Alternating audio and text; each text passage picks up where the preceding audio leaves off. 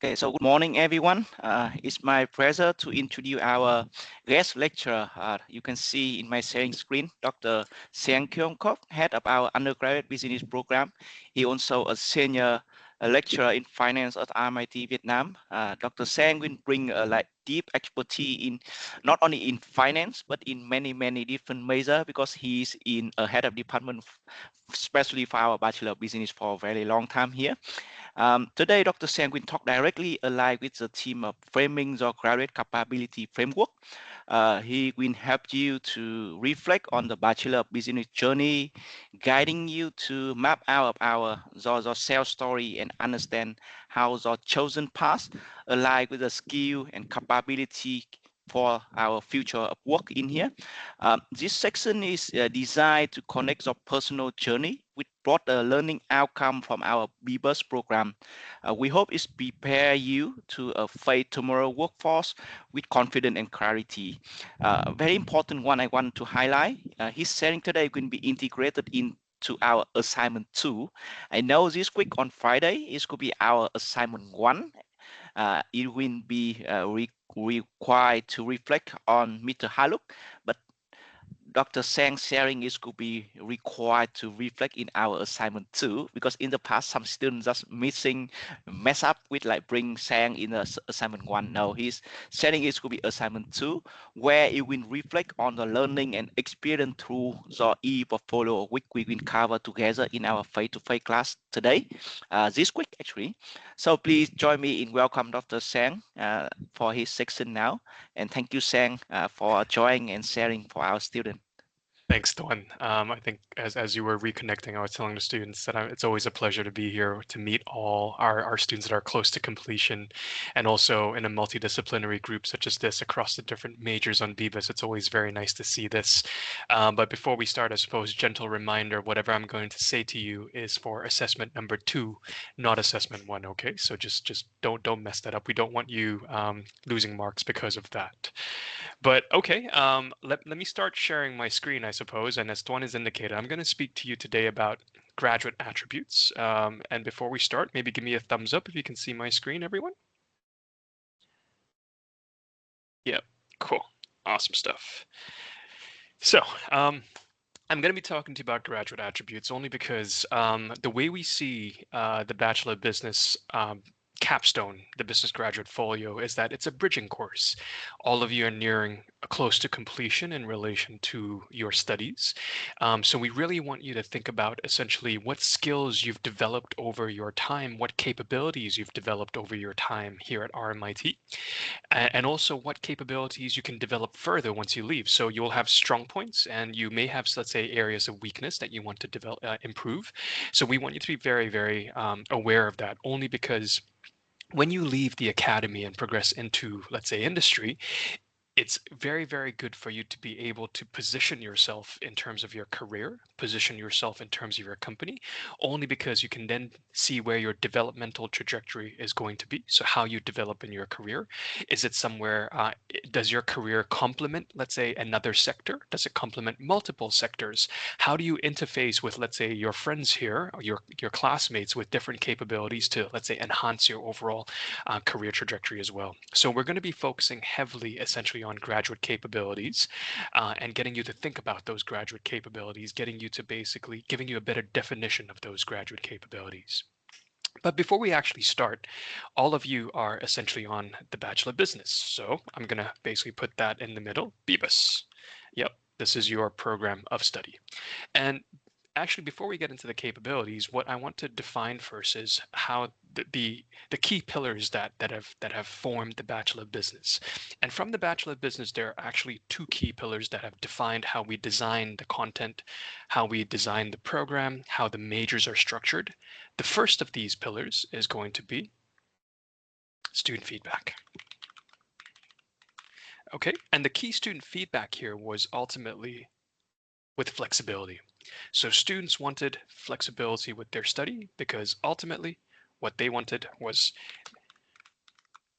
they wanted the ability to adapt to a rapidly changing business world. So students going into, let's say, programs of study for 3 years would discover that, oh, after 3 years, the content they had covered in, let's say, semester one, semester two had changed. The business world had moved on. Students that were doing a double major in, I don't know, economics and finance suddenly realized that, hey, economics and finance is still important, but also at the same time, we want maybe some technology in there. We want some, let's say, digital economy in there. We want some logistics in there. So students wanted the flexibility to be able to construct their learning journey. So that was one of the key pillars of BBUS, the flexibility. But what we're going to focus on today is essentially the second pillar, which is industry.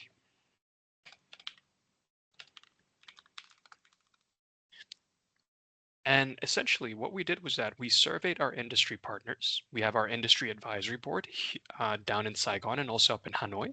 And we surveyed them and also our wider industry connections, our wider industry networks, to figure out what are the key skills that industry wanted from our graduates.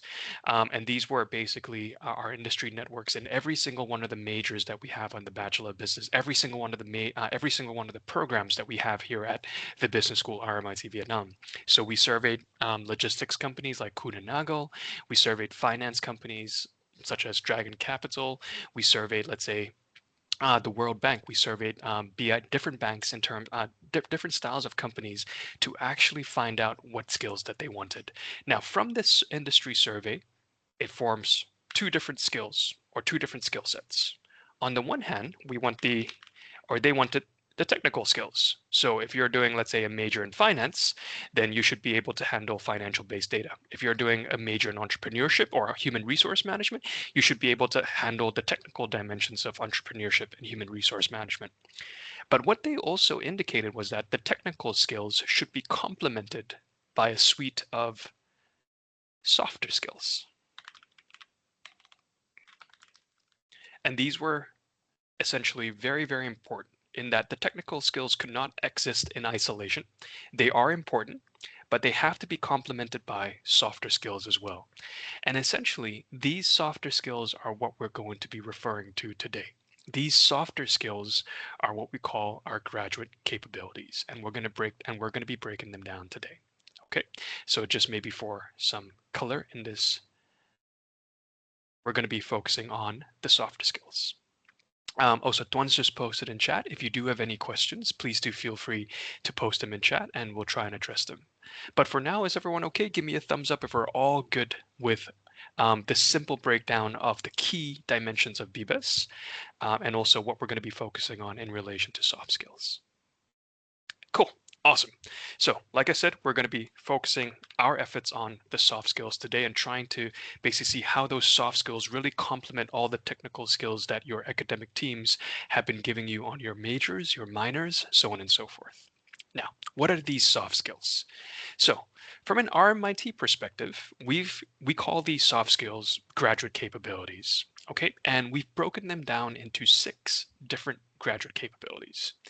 And we'll go through each of them today. And essentially what you will see, and hopefully will give you a definition of what each of these capabilities mean, but also at the same time, at the end of this session, hopefully will get you to maybe reflect on which of those capabilities are your strong points and which of those capabilities you feel that you can develop further. So the first one is going to be ethical global citizen. And what we see is that we want our students here at RMIT to adopt a very diverse mindset. So that mindset grows from a local perspective. So essentially having a local mindset, okay, to a regional mindset, into an international mindset. So we expect our students to be global citizens. So being able to push up from a local dimension, understanding, let's say, the business world from a local perspective, understanding how that business world is able from a local perspective to blossom up into a regional perspective. We have many regional neighbors in the ASEAN region, even the Pan-Asian region with Australia, with Thailand, with Malaysia, with Singapore, with Laos, with Cambodia. We also have international trade routes with, let's say, the US, with Europe, with South America. We have many different trade routes. So being able to understand business from this perspective, being able to aggregate up, so local, regional, international, is very, very important. But that's not the only point that we want here with ethical global citizen, because we also want our students to be aware of the impact of business on society. And essentially pushing on from, okay, what's the impact of business amongst the local society? Let's say amongst my local community. If I'm a small medium entrepreneur, what's the impact of that? If I work for, let's say, Kuehne+Nagel, if I work for the World Bank, if I work for, let's say, Vingroup, what are the impacts of my business on the local community? What about the impacts of that business regionally, internationally? So also being able to push that forth in terms of being mindful of the impact of business on society. And obviously, from an international perspective, there's one thing that we have to be very mindful of when it comes to this, and that is going to be the idea of sustainability.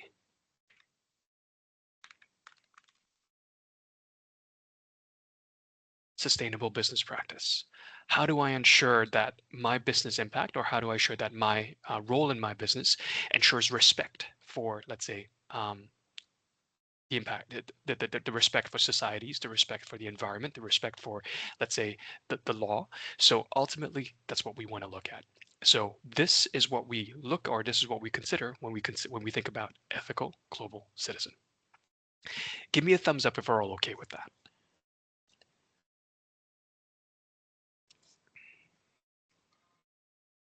Awesome stuff. So that's our first little attribute that we want to get you thinking about, the ethical global citizen side. Now, the next one that we have here is going to be a very, very important one, and it's going to be called, and we call it connected. Okay. And this is about basically forming connections. And essentially, these connections are formed not only for yourself, we want to see that. So we'll have connections between individuals. So if you're able to build networks of competence, that's very, very beneficial. The way I frame these connections is ultimately all of you have amazing skills individually. All of you have amazing capabilities individually. All of you have your own individual talents. That's amazing. But it's also how you bring those talents together. And I use the example of Donchu and myself because Donchu is a senior lecturer in economics. I'm a senior lecturer in finance. Donchu does a lot of research into, let's say, corruption, development economics. I do a lot of research into corporate governance. And essentially, we have very unique skills, each of us. We've developed on our own trajectory. And to be fair, if Donchu wanted to do research in my area, he would be more than capable of doing that. He would be able to do very, very good research. Similarly, if I was to do research in Donchu's area, I could also do the same thing. But at the same time, we've both spent a large amount of time, at least 20 years or 15 to 20 years of our career doing our own research. And essentially, if we come together rather than, let's say, go off and go, oh, I'll do my own research, if we come together, we'll be able to generate much more of that impact. So that's what we label as networks of competence. Yes, you can do things on your own. You're more than capable of doing that. But if you come together and work together, ultimately, you're able to generate that greater degree of impact. So basically, that's why we place such a big emphasis on being connected. So, like I said, this connected dimension is not only connections between individuals, but at the same time, it's also how, when you leave university and progress into your career, how you can help foster connections between institutions. So this is the company that you're working for. This is the small medium enterprise that you're working for. So essentially building connections not only between individuals, but also building connections for the institutions that you may work for. I'll tell you a bit of a story here only because we were speaking to a small medium enterprise here, a sustainable small medium enterprise here in Ho Chi Minh. Some of you might know them. It's called Zong Zong. So it's that company that recycles tarpaulins and they make them into bags. So they're a very cool company. They've done a lot of work with RMIT Vietnam. But we were talking to the owner the other day, and the owner was saying, "Hey, I really want to enhance my sustainability credentials." But she didn't know where to start because she essentially wanted to end up with an ESG record. So she wanted to set up an ESG number. But we were talking, and ultimately, what we concluded or what we arrived at, the conclusion was that how about she maybe look at the value chain first, her connections. So she looks at who she works with in relation to where she sources her tarpaulins. She looks at who she works with in terms of the stores that she sells in. And from there, at least she has a network map of sustainable companies that she works with that she can then maybe build in relation to an ESG measure. But if you think about this, this ultimately is what we're looking at from you guys, your network map. Who are you working with? What are your competencies? What are your individual skills? But how do these individual skills complement the other people that you are connected with as well? So hopefully that gives you an idea in relation to that connected dimension. Give me a thumbs up if you guys are okay with that. So I'll put that in purple. Connectedness.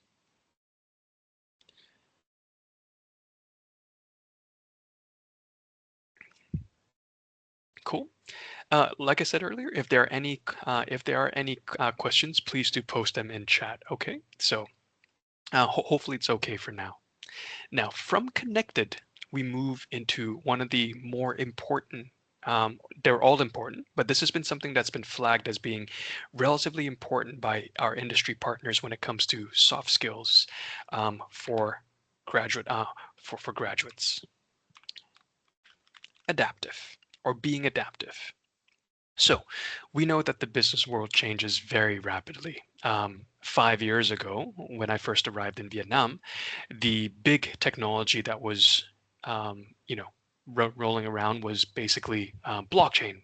So blockchain this, blockchain that. Everyone was looking at distributed ledgers. Everyone was looking at NFTs.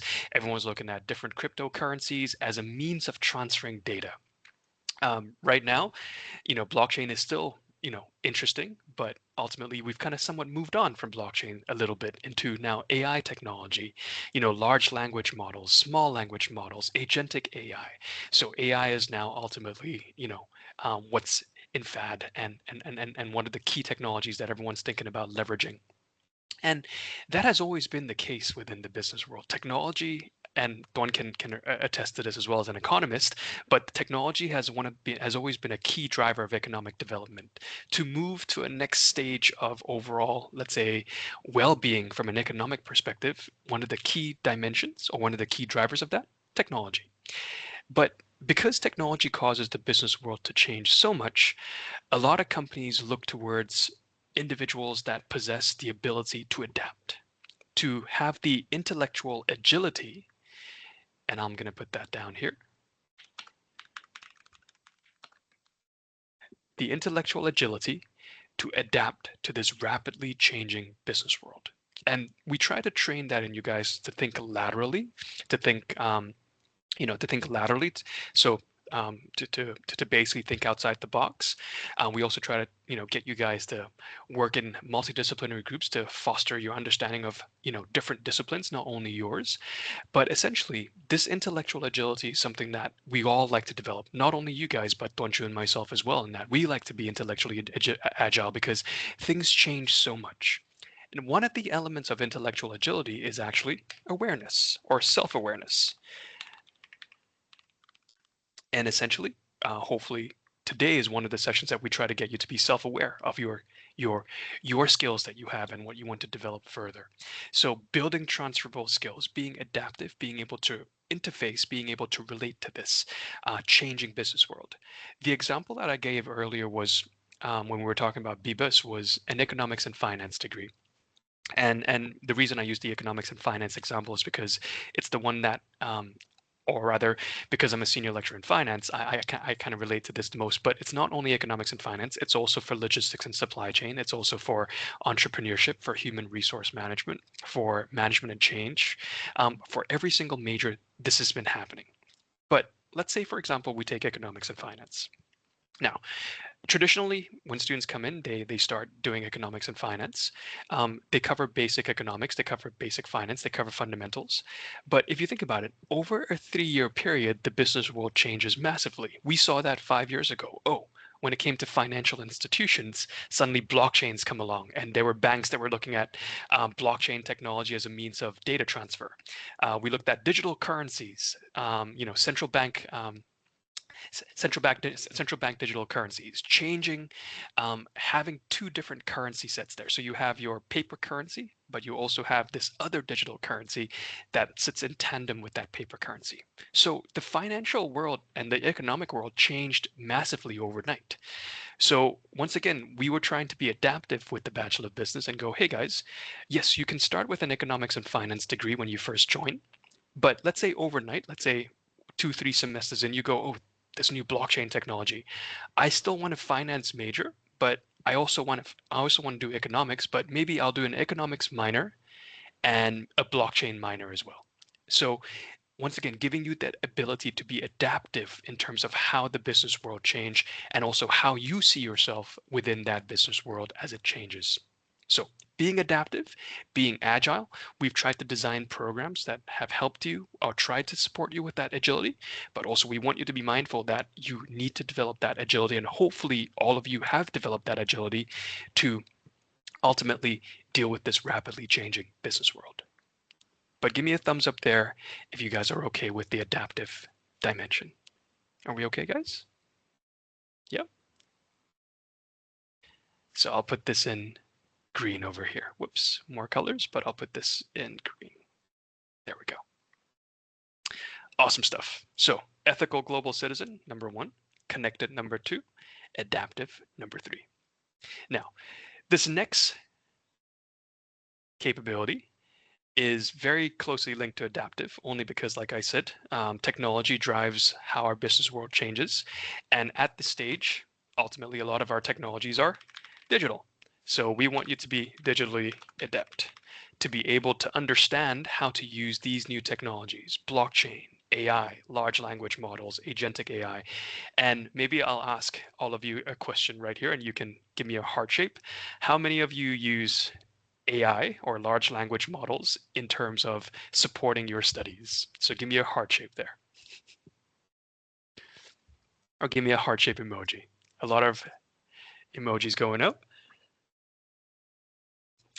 This is not a trick question, by the way. We expect you to be using agentic AI as Tuanchu. This is a very important tool that we have, but we want you to use it obviously in an ethical manner. But it's a very important tool, and it definitely improves your agility. It improves your adaptive capability, your intellectual agility. So it's good that you are using it, but hopefully you are using it ethically. That's a different question or a different digital lecture that we can have all together. But ultimately, at this stage, we want you to be digitally adept. We want you to be able to harness these skills. But one thing about digitally adept is this: we want you to be able to harness the skills not in isolation, but in tandem with human skills. Yep. So harness them not in isolation. So you can use these digital skills, but at the same time, there will be some human element in there. There will be some person that's assessing these digital skills. So ultimately, it's combining the digital skills with the human skills that's very important when it comes to digitally adept. So, for example, utilizing large language models to ultimately increase your productivity. But what does that mean overall in relation to the underlying task that you're addressing? There will be, let's say, some human element in there, but how do they interface? Oh, if I can spell as well, not in tandem, but in tandem. Okay, so digitally adept. Um, and one of the key goals here, once again, is to utilize these skills in tandem, human and digital skills, to generate impact, to innovate, to solve problems in society, to solve problems, business problems that can impact or that can have roll-on effects into society. So digitally adept, very, very important there as well. And I'll put this in red. So give me a thumbs up if we're all okay with that. Digitally adept.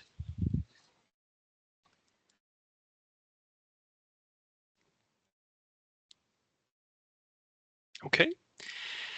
Now, from digitally adept, we push on into basically our fifth capability, expert. And all of you are on this journey to becoming an expert.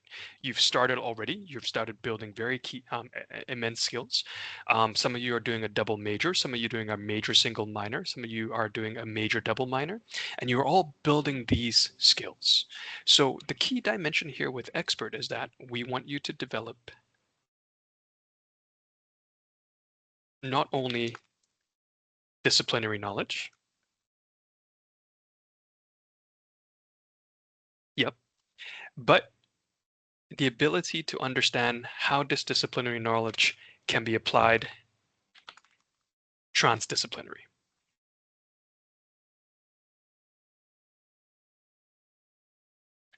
Okay, disciplinary knowledge, but transdisciplinary awareness as well. And one of the key dimensions here is that, like I said, when we first started, it's always very nice to see all of you in this room because you are working with individuals or you will be interacting with individuals from different majors, different minors. So there's where you build that expert knowledge. You go, oh, I'm doing a major in, let's say, management and change.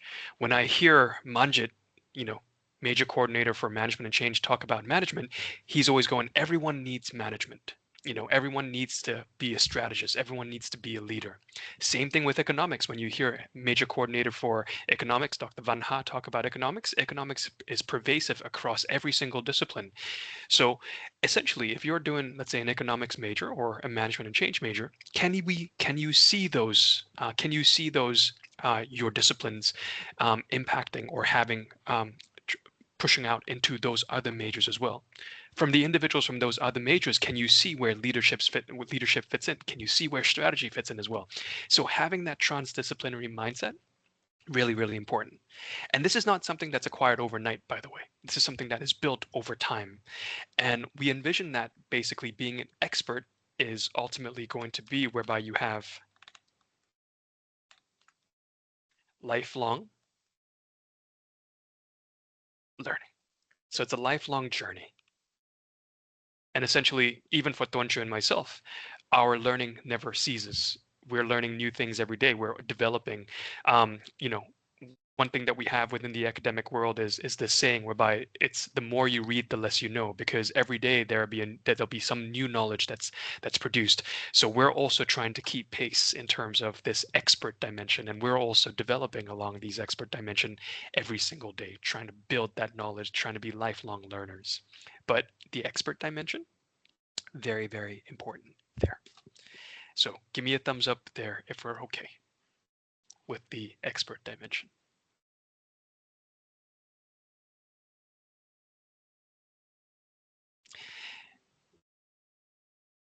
Yeah. And finally, this is something that all of you should relate to because since the start of university or your university lives, we have pretty much tried to hammer this into you. We've always mentioned this, but we want you guys to be critically engaged. Across your assessments, we want a critical review, we want a critical description, we want a critical explanation.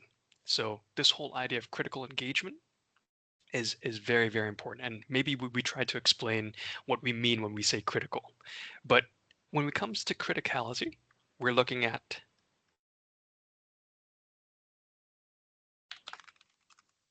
independent thought. Yep, that's logically driven, evidence-based. Yep. So that's what we like to see when it comes to critically engaged. So independent thought that's logically driven, evidence-based. Yep. And essentially, basically looking to create impact. Okay. So that's what we like to see, or that's what ultimately our industry partners have also indicated that they like to see when it comes to graduates. They like to see graduates that are, that have intellectual independence. So they don't just take a report and they follow it to the T. They actually take the report and they read through it and they digest it and they go, hey, they're actually good points in this and there are basically bad points in this. So they're very objective. They're not biased, or they try to minimize their bias. They try to be objective about a scenario. Whatever decision that they make, it's logically driven.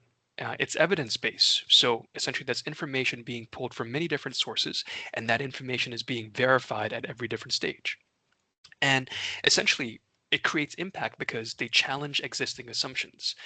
They challenge them objectively, by the way. They don't challenge them for the sake of challenging them. They look at them and they go, hey, there actually is a problem here that needs to be addressed. How do we actually deal with it?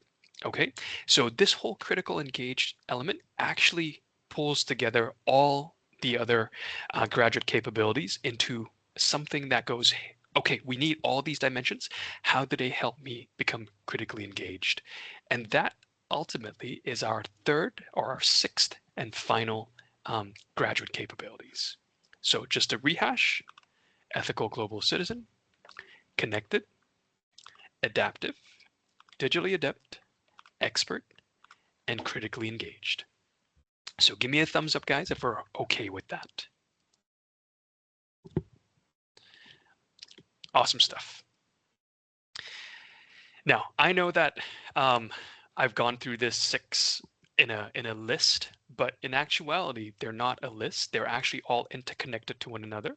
So ethical global citizen, into connected, into adaptive, into digitally adept, yep, into expert, oops, apologies, into expert, into critically engaged, into ethical global citizen.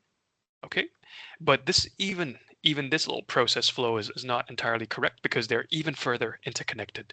So you can have ethical global citizen being connected to expert, for example. But this is going to take me a very long time to draw, so maybe I don't do it today. But the point I'm trying to raise here is that ultimately you'll also have, let's say, expert connected to digitally adept. So it's a bit of a matrix in that each of these nodes, each of these attributes is infinitely connected to all the other 5 attributes as well. But that's what we want you to think about in relation to graduate capabilities. They're all interlinked with one another. Give me a heart shape if any one of you here has done a personality test. I know that we have a few personality tests across our different majors and our different courses, but give me a heart shape if any of you have done your personality test. So a lot of heart shapes going along there. There are different personality tests, by the way. Um, I like that some of them give you an avatar, so you are, I don't know, a wizard or you are a paladin or whatever not, and it's a very nice way of breaking down the personality tests. But a lot of the personality tests break them down into the big 5 attributes. So you've got openness, you've got neuroticism, you've got conscientiousness, you've got extroversion, and I forget the last one. Oh, oh God, I forget the last of the big 5 attributes, but ultimately you have those big 5 attributes there. But essentially with those big 5 attributes, you know, you then from your personality test, you then go, oh, you are strong in this. This is how your personality. You're a good leader. You know, you're a good listener, for example. But they're all linked back to these big 5 attributes. And what is cool about these big 5 attributes is that you have everyone possesses all the attributes, by the way. Okay, so everyone has those big 5 attributes in terms of personality. But within those big 5 attributes, you have dominant attributes, so attributes whereby you score very high in, and you have subordinate attributes, so attributes whereby you score lower in. So that somewhat defines your personality. But all of us possess all 5 of those attributes, just that sometimes we rank higher on some and we rank lower on the others. It doesn't mean they're not an indicator of, let's say, deficiencies or proficiencies. They're just an indicator of personality. I have to make that very clear. So it's not good if you, it's not, so just because you're high in one and you're low in the other doesn't make you better or worse. It's just the way in which your personality is shaped. Now, if we take that same mindset, technically, if we take that same mindset of dominant and subordinate themes, then and apply this to the graduate attributes, it's essentially the same thing. So all of us here, all of you here, and Tuanchu and myself included, we possess all 6 of these graduate capabilities. We are developing as we progress in life across all 6 of these capabilities. But across some of these capabilities, we progress more than others. For example, myself, I think that I am relatively good in terms of ethical global citizen because I do maybe some research into sustainability. I'm quite mindful about that. But my skills, digital adeptness is very, very poor, and that's something I need to develop. My skills in terms of utilizing agentic AI is underdeveloped, so I need to develop further there. So once again, all of us will have all the skills there, but there'll be dominant traits and subordinate traits. And maybe right now, what I would like you guys to think about, and you can post it in chat, take 2 to 3 minutes to think about this. But of the 6 graduate capabilities here, and you can post this in chat, and please do post this in chat.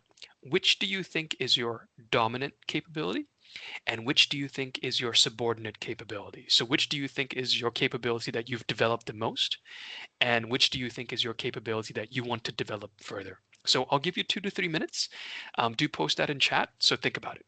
Which one is your dominant capability? And which one is your subordinate capability? So do post that in chat, by the way.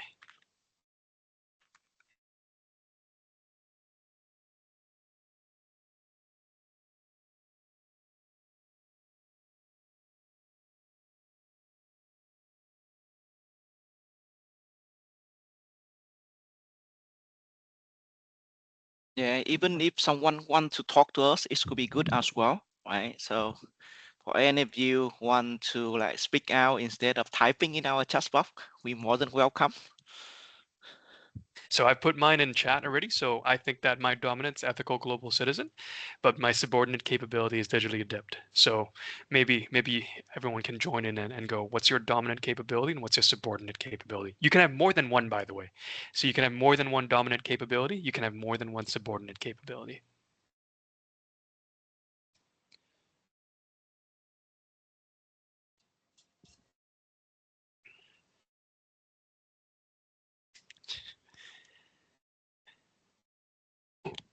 So Tuanchu is very connected.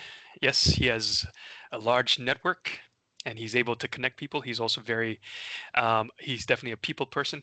He finds it, so he's a very connected person. He can be more of an expert. Okay, fair enough. Lifelong learning is a continuous journey. So we have that. Good. Thank you, Tuanchu, for that. But let's give all the students, maybe some of the students, some time to type this out and some time to reflect.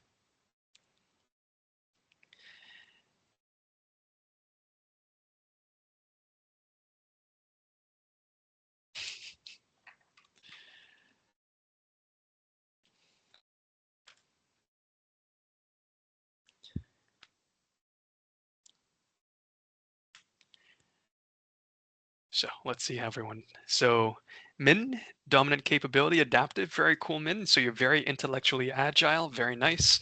Self-awareness. So subordinate is digitally adept. Okay. I think for me, digitally adept is only because technology, there's so much technology at this stage, and trying to keep pace with how AI or large language models are developing is so difficult. It changes so quickly. So we've got V, which is critically engaged, connected, very nice. Expert, digitally adept. Also have Minigan, ethical global citizen, very nice. Subordinate capability expert. Thank you very much, everyone, for putting into chat. No, very nice there. I see a lot of the thing. I really appreciate all the answers coming in here. Very nice. I think what's also very nice is that for the students as well, and once again, this links to connectedness and critically engaged expert and ethical connectedness and expert and critically engaged. But you can see how how everyone is somewhat different. So some people have dominant skills, some people have some people have dominant capabilities, some people have, let's say, subordinate capabilities, and it's very nice because you can then complement each other. Oh, yeah, you're very connected. I'm very strong and digitally adept. How about we work together and ultimately we can create something? So very, very nice here. Let's give it maybe another 60 seconds to see if any more comments are coming in.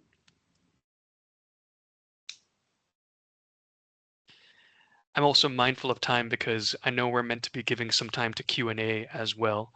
So maybe we give it 1 more minute and then I'll let Tuanchu wrap up and we can also address Q&A.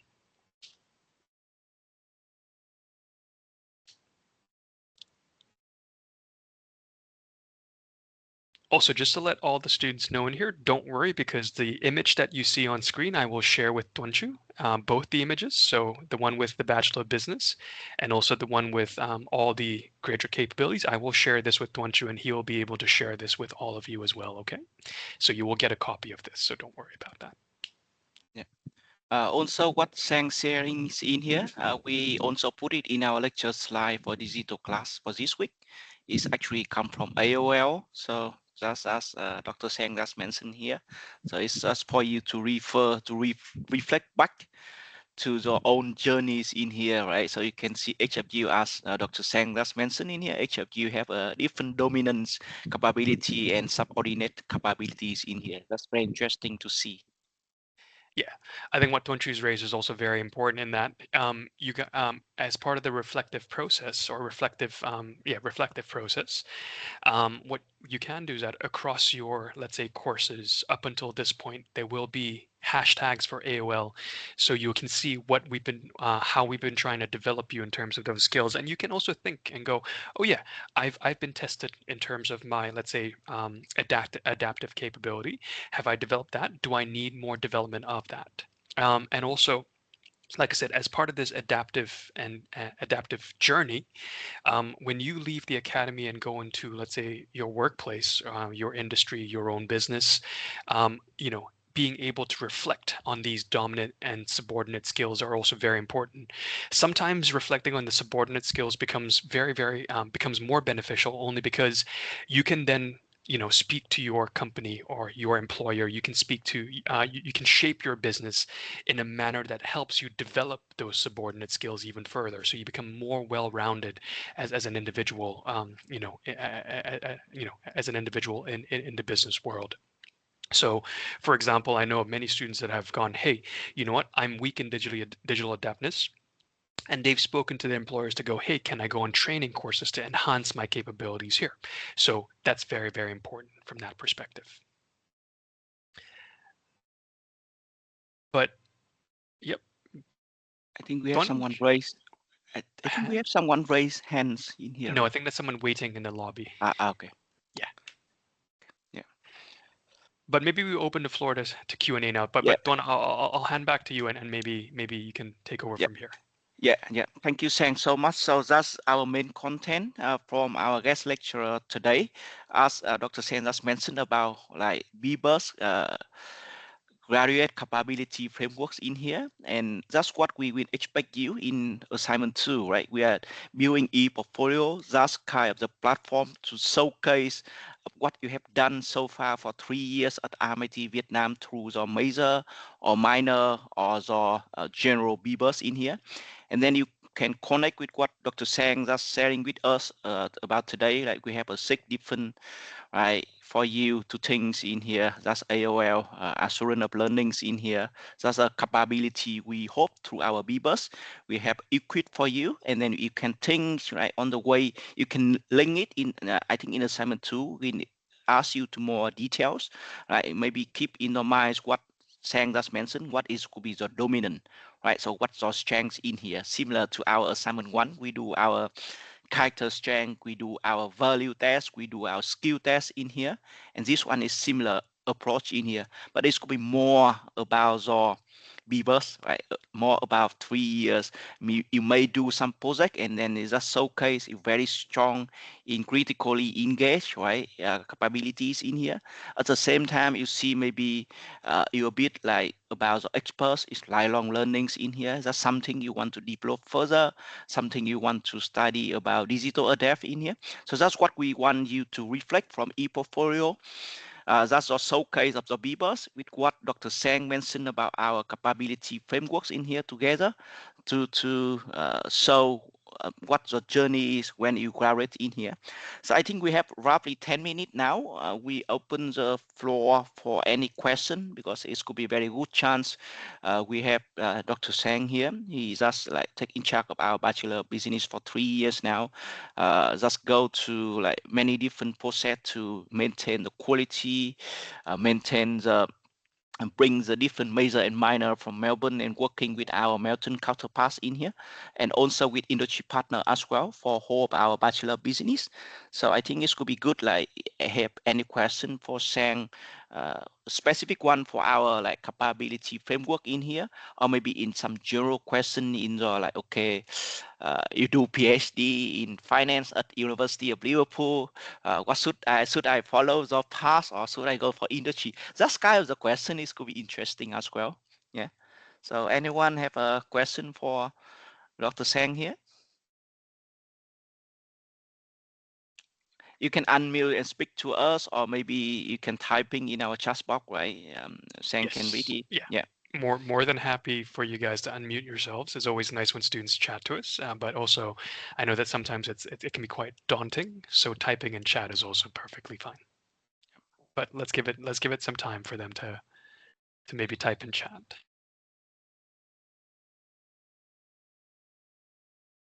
Anyone? Don't be shy. Han, I know you have a lot of questions, or maybe back, or Minh Quân.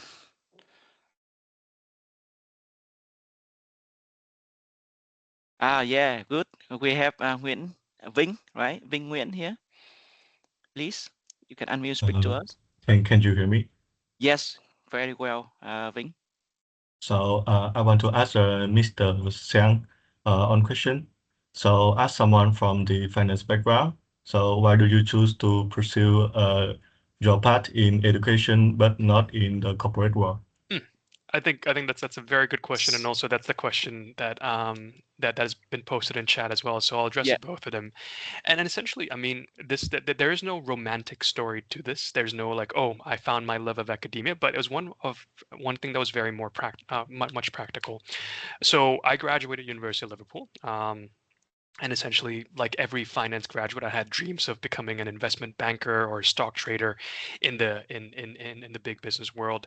But we also have to be aware that ultimately sometimes opportunities aren't present there. So I did try. I went into, let's say, many psychometric tests. I had applied to many boutique houses, and potentially boutique investment houses, and there were some opportunities that came up, but they were very far away in, let's say, in different European nations. They were also somewhat maybe distal in terms of, like, let's say, in Hong Kong. And at that point in time, they weren't opportunities that fit in with what I wanted to do in terms of my own personal goals as well. Um, so that was after my master's program. And what came along was that my PhD supervisor, or one of my master's research supervisors went, hey, we think you're a good researcher. You possess a lot of those skills there. We know that you're applying out into into the corporate world, but if you want to also do a PhD, there's an opportunity here for you. So I had waited up and obviously being taken on maybe the adaptive attribute here, going, oh, how am I going to interface with, let's say, a career? Do I want a career in industry? Do I want a career in academia? And I weighed it up, and ultimately I went, hey, career in academia was something that seemed a bit more, let's say, intriguing. It also fulfilled, let's say, what I needed from a personal perspective at that stage in my life. So essentially, it was weighing up personal objectives with, let's say, career-based objectives, with also what opportunities were present for me. So um, taking on a PhD meant that I didn't have to move too far away from home. Taken on, however, if I were to take on a career, let's say in academia, in industry, that would require me to, let's say, uplift my entire personal life, my entire, let's say, social life, and move it to a foreign country. And at that stage, that wasn't something that I'd wanted. There's obviously economic arguments here as well. The position in industry was very much a junior position, and it wasn't that the pay package wasn't exactly very attractive as well. So we have to balance all of those dimensions. But hopefully that answers the question there. I mean, I do enjoy the finance side, the industry side. I do have I do for fun some trading on the side, but at the stage academia, I do enjoy my job very much in academia as well. Being able to speak to all of you, and being able to speak to students, it's also very exciting because every semester or new students come in every semester, and when we get new faces, you guys progress. You guys progress every semester as well. So your questions also change. Your mindsets also change. So it's also very nice being able to interface with many different viewpoints. But hopefully that answers your question. Yeah, Yes, thank you very much. you're very welcome. Any other questions, guys? We have a question here. Yeah, I think from Tuấn Minh. He also just post in our chat box. Yeah, Tuấn Minh, please. You have. So this is gonna be a different one. Mm, mm, In from your experience, what do you think a master's degree will bring to the table in terms of value for a Mm, student like me? Because I intend to do a master's in like 2 to 3 years time. It's yep. a very big monetary investment, Yes. and I don't really want to waste it on something that I will regret later. So a master's degree is a good pathway, but I think that the master's the recognition for masters has changed somewhat in terms of from a corporate perspective.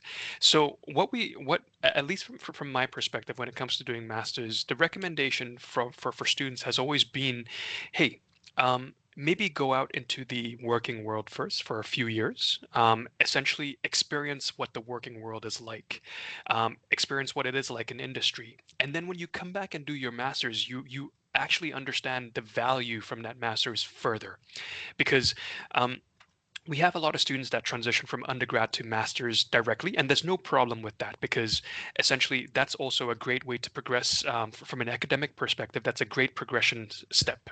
Undergrad, postgrad into a PhD. That's how we progress in the academic world. But from a corporate perspective, we've seen that students benefit much more when they have a bit of experience in the corporate world and then they come back to do a master's, especially with an MBA course. So this corporate experience, this working place experience, benefits the MBA massively. Now, the benefit of this corporate experience is less, although it's still there. It's less when you do, let's say, more academic styled masters. For example, an MSc in finance, or a master's in, let's say, entrepreneurship, or a master's in. So these are more academic in nature. But for an MBA, having that corporate experience has been immense when it comes to deriving the benefit of a master's program. But hopefully that answers your question, Tuan Ming. Yep. Thank you. Sure. There's another question here. Oh, there's another question coming up. yeah. Can you see it, Sen? Okay, from back. Okay, yeah, back. Yep. So hi, Dr. Sang. Hi, Sure. Dr. Tuong.